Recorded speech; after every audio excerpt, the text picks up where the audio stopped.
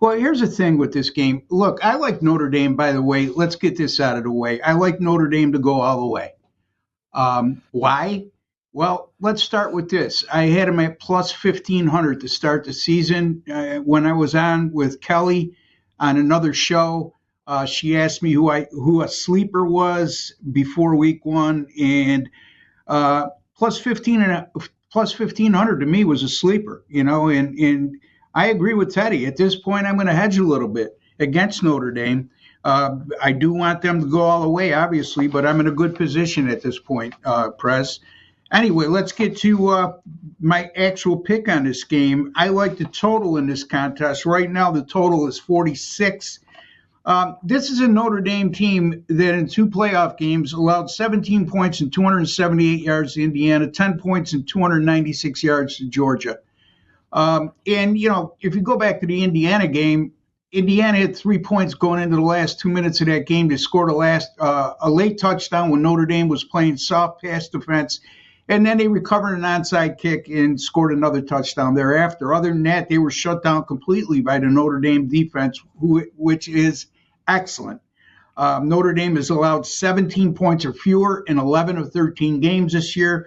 They're number 2 in scoring defense, number 6 in total defense, number 4 in pass defense. On the other hand, Penn State's not too shabby themselves, Prez. Number 7 in scoring defense, number 4 in total defense, number 9 in rushing defense, which is huge because Notre Dame has a potent running attack, and Penn State's very good at stopping the run. So it might force Notre Dame to play a little bit left-handed in this game in going against their strength, which is running the ball. Penn State under James Franklin over the last 3 seasons, anytime they face a team like Notre Dame that allows 14 points or fewer, they played under the total in all 5 of those contests with a combined average of 32.6 points scored per game. Both of these teams have gone under the total in each of their playoff games. Penn State did put up 38 points against SMU, but let's not get carried away, folks. That's a very deceiving 38 points since they only piled up just 315 yards of total offense in that contest, and their defense forced 4 turnovers, which created a lot of short fields for the offense. Notre Dame, by the way, Penn State has forced 7 turnovers in the first 2 playoff games.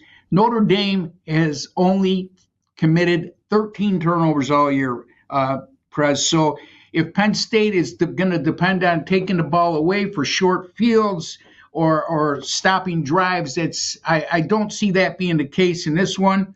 I just think this is going to be a low-scoring affair. I think both teams' defenses will dominate, and I think the offenses will move the ball. But one of those games, it's an old adage, the offense moving the ball between the 20s. I could see many drives being stalled, and also either field goal attempts that are made or not good. So I'm going to go Penn State, Notre Dame under 46. Ross, what do you have to promote? Yeah, college football playoffs. I've made picks in all 8 games this year, 7-1 so far, folks. Nice. College football. Yeah.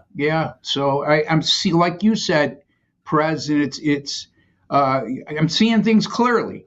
And you were seeing things clearly too, even when you were looking at my sweater last week. College football postseason, 38-20. That's 65% since 2022.